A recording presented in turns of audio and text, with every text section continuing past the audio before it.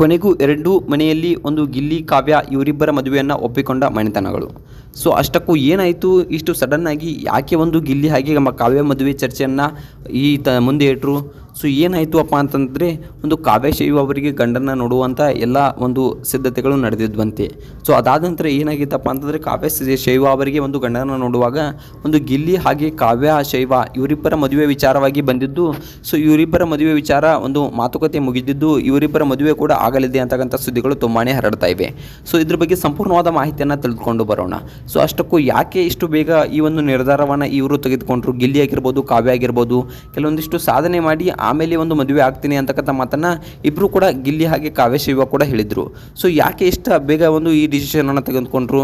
So ಏನು ಅನ್ನೋದನ್ನು ಈ ಒಂದು ವಿಡಿಯೋದಲ್ಲಿ ಸಂಪೂರ್ಣವಾದ ಮಾಹಿತಿಯನ್ನು ನಾನು ನಿಮಗೆ ತಿಳಿಸ್ತೀನಿ. ನೀವು ನಮ್ಮ ಚಾನಲ್ಗೆ ಹೊಸಬರಾಗಿದ್ದರೆ ನೀವೇನು ನಮ್ಮ ಚಾನಲ್ನ ಸಬ್ಸ್ಕ್ರೈಬ್ ಮಾಡಿಲ್ಲ ಅಂದರೆ ಈ ಕೂಡಲೇ ಸಬ್ಸ್ಕ್ರೈಬ್ ಮಾಡಿ, ಹಾಗೆ ಪಕ್ಕದಲ್ಲಿರೋ ಬೆಲ್ ಐಕಾನ್ನ ಪ್ರೆಸ್ ಮಾಡೋದ್ರ ಮೂಲಕ ನಮಗೆ ಸಪೋರ್ಟ್ ಮಾಡಿ. ಹಾಗಿದ್ರೆ ಬನ್ನಿ ತಡ ಯಾಕೆ ಮಾಡೋದು, ವಿಡಿಯೋನ ಸ್ಟಾರ್ಟ್ ಮಾಡೋಣ.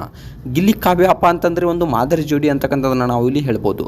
ಯಾಕಪ್ಪ ಅಂತಂದರೆ ಬಿಗ್ ಬಾಸ್ ಕಳೆದ ಒಂದು 11 ಸೀಸನ್ಗಳಲ್ಲೂ ಕೂಡ ಈ ರೀತಿಯಾದ ಒಂದು ಜೋಡಿ ಎಲ್ಲೂ ಕೂಡ ಕಾಣಿಸಿಕೊಂಡಿಲ್ಲ. ಯಾಕಪ್ಪ ಅಂತಂದರೆ ಈ ರೀತಿಯಾದ ವಿಶಿಷ್ಟವಾದ ಜೋಡಿ ಎಲ್ಲೂ ಕೂಡ ಕಾಣಿಸಿಕೊಂಡಿಲ್ಲ. ಹಲವಾರು ಜೋಡಿಗಳು ಒಂದು ಫೇಮಸ್ ಆಗಿದ್ವು. ಯಾವ ರೀತಿ ಫೇಮಸ್ ಅಪ್ಪ ಅಂತಂದರೆ ಆ ದಿನಗಳ ಮಟ್ಟಿಗೆ ಅಷ್ಟೇ. ಕೆಲವೊಂದಿಷ್ಟು ದಿನಗಳ ಕಾಲ ಬಿಗ್ ಬಾಸ್ನಲ್ಲಿ ಜೊತೆಯಲ್ಲಿರುವಾಗ ಫೇಮಸ್ ಆಗಿದ್ದರು. ಅದಾದ ನಂತರ ಕೆಲವು ಒಂದು ವಾರಕ್ಕೆ ಸೊ ಅವರಿಬ್ಬರು ಒಂದು ಬಿಗ್ ಬಾಸ್ ಮುಗಿದ ಒಂದೇ ವಾರಕ್ಕೆ ಅವರು ಯಾರು ಗೊತ್ತಿಲ್ಲ ಅನ್ನೋ ರೀತಿ ಒಂದು ರಿಯಾಕ್ಟನ್ನು ಮಾಡ್ತಾಯಿದ್ರು. ಸೊ ಯಾಕಪ್ಪ ಅಂತಂದರೆ ಹಲವಾರು ಸೀಸನ್ಗಳಲ್ಲಿ ನಾವು ನೋಡಿದ್ದೇವೆ ಒಂದು ಬಿಗ್ ಬಾಸ್ನಲ್ಲಿ ತುಂಬ ಅಂದರೆ ತುಂಬಾ ಕ್ಲೋಸ್ ಆಗಿರ್ತಾರೆ. ಹೆಂಗೆಪ್ಪ ಅಂತಂದರೆ ಒಬ್ಬರನ್ನೊಬ್ಬರು ಏನು ಹೊರಗೆ ಹೋದರೆ ಒಬ್ಬರನ್ನೊಬ್ಬರು ಬಿಟ್ಟೇ ಇರುವುದಿಲ್ಲ ಅಂತಕ್ಕಂಥ ಒಂದು ಆ ರೀತಿಯಾಗಿ ಒಂದು ಕ್ಲೋಸ್ ಇರ್ತಾರೆ. ಅದಾದ ನಂತರ ಏನಾಗುತ್ತೆ ಅಪ್ಪ ಅಂತಂದರೆ ಬಿಗ್ ಬಾಸ್ ಮುಗಿದ ಕೇವಲ ಒಂದೇ ಒಂದು ವಾರಕ್ಕೆ ಇಬ್ಬರನ್ನ ನೋಡಿದರೆ ಒಂದು ಮುಂದೆ ಹಾದು ಹೋದರೂ ಕೂಡ ಅವರು ಯಾರು ಅನ್ನೋದು ಗೊತ್ತಿಲ್ಲದೆ ಇರೋ ಥರ ಒಂದು ಆ್ಯಕ್ಟನ್ನು ಮಾಡ್ತಾರೆ. ಸೊ ಈ ರೀತಿಯಾದ ಸಿಚುವೇಷನ್ಗಳಲ್ಲೂ ಬಿಗ್ ಬಾಸ್ಗಳಲ್ಲಿ ನಾವು ನೋಡಿದ್ದೇವೆ.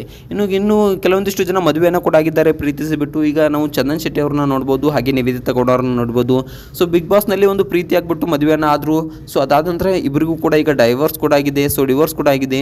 ಸೊ ಈ ರೀತಿಯಾದ ಒಂದು ಘಟನೆಗಳು ಕೂಡ ತುಂಬಾ ನಡೀತಾ ಇವೆ.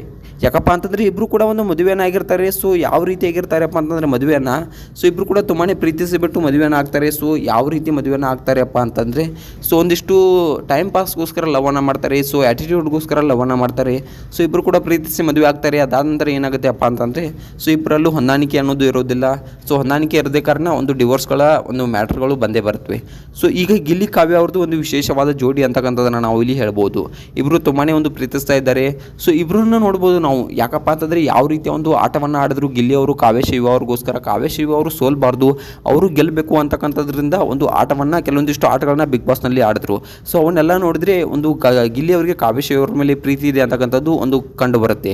ಇನ್ನು ಕಾವ್ಯ ಶೈವ ಅವರು ಕೂಡ ಎಲ್ಲೂ ಪ್ರೀತಿಯನ್ನು ತೋರಿಸಿಕೊಂಡಿಲ್ಲ. ಗಿಲ್ಲಿ ಅವರ ಮೇಲಿರುವಂಥ ಪ್ರೀತಿಯನ್ನು ಎಲ್ಲೂ ಕೂಡ ತೋರಿಸಿಕೊಂಡಿಲ್ಲ.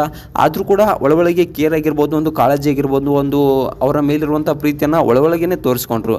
ಸೊ ಅವರನ್ನು ಎಲ್ಲೂ ಕೂಡ ಬಿಟ್ಟುಕೊಡಲಿಲ್ಲ. ಸೊ ಅದಾದ ನಂತರ ಬಿಗ್ ಬಾಸನ್ನು ಗಿಲ್ಲಿ ಅವರು ಗೆದ್ದಾದ ಮೇಲೆ ಕಾವ್ಯ ಶೈವ ಅವರು ವಿಷನ್ನು ಕೂಡ ಮಾಡಿದ್ರು. ಇದನ್ನೆಲ್ಲ ನೋಡಿದ್ರೆ ಕಾವ್ಯ ಶೈವ ಅವರಿಗೂ ಕೂಡ ಒಂದು ಗಿಲ್ಲಿ ಅವರ ಮೇಲೆ ಪ್ರೀತಿ ಇದೆ ಅಂತಕ್ಕಂಥದ್ದನ್ನು ನಾವು ಇಲ್ಲಿ ನೋಡ್ಬೋದು. ಕಾವ್ಯ ಶೈವ ಅವರು ಒಂದು ಪೋಸ್ಟನ್ನು ಕೂಡ ಹಾಕಿದ್ರು, ನೀನು ಪಟ್ಟ ಪರಿಶ್ರಮಕ್ಕೆ ಒಂದು ತಕ್ಕ ಫಲ ಸಿಕ್ಕಿದೆ ಅಂತಕ್ಕಂಥದ್ದನ್ನು. ಇನ್ನು ಇವರಿಬ್ಬರ ಮದುವೆ ಬಗ್ಗೆ ನೋಡಬೇಕಾದ್ರೆ ಇಬ್ಬರಲ್ಲೂ ಸಂಪೂರ್ಣ ಒಪ್ಪಿಗೆ ಇದೆ, ಇಬ್ಬರ ಮನೆಯಲ್ಲೂ ಸಂಪೂರ್ಣ ಒಪ್ಪಿಗೆ ಇದೆ. ಆದಷ್ಟು ಬೇಗ ಇವರಿಬ್ಬರು ಮದುವೆ ಆಗಲಿ ಅಂತಕ್ಕಂಥದ್ದು ಎಲ್ಲ ಅಭಿಮಾನಿಗಳು ಕಾಯ್ತಾ ಇದ್ದಾರೆ. ಸೊ ಇಬ್ಬರ ಮನೆಯಲ್ಲೂ ಕೂಡ ಒಪ್ಪಿಗೆಯನ್ನು ಸೂಚಿಸಿದ್ದಾರಂತೆ ಮಾಹಿತಿಗಳು ತಿಳಿದು ಬರ್ತಾ ಇವೆ. ಆದಷ್ಟು ಬೇಗ ಇಬ್ಬರು ಮದುವೆ ಆಗಲಿ ಅಂತಕ್ಕಂಥದ್ದು ನಿಮ್ಮೆಲ್ಲರ ಆಸೆಯಾಗಿದೆ. ಸೊ ಇವರಿಬ್ಬರ ಜೋಡಿ ಬಗ್ಗೆ ನಿಮ್ಗೆ ಏನಿಸುತ್ತೆ? ಇವರಿಬ್ಬರು ಮದುವೆ ಆದರೂ ಒಳ್ಳೆಯದಾ ಅಥವಾ ಮದುವೆ ಆಗದಿದ್ರೇ ಒಳ್ಳೆಯದಾ? ಇದ್ರ ಬಗ್ಗೆ ನಿಮ್ಗೆ ಏನಿಸುತ್ತೆ ಅನ್ನೋದನ್ನ ಕಮೆಂಟ್ ಮಾಡಿ.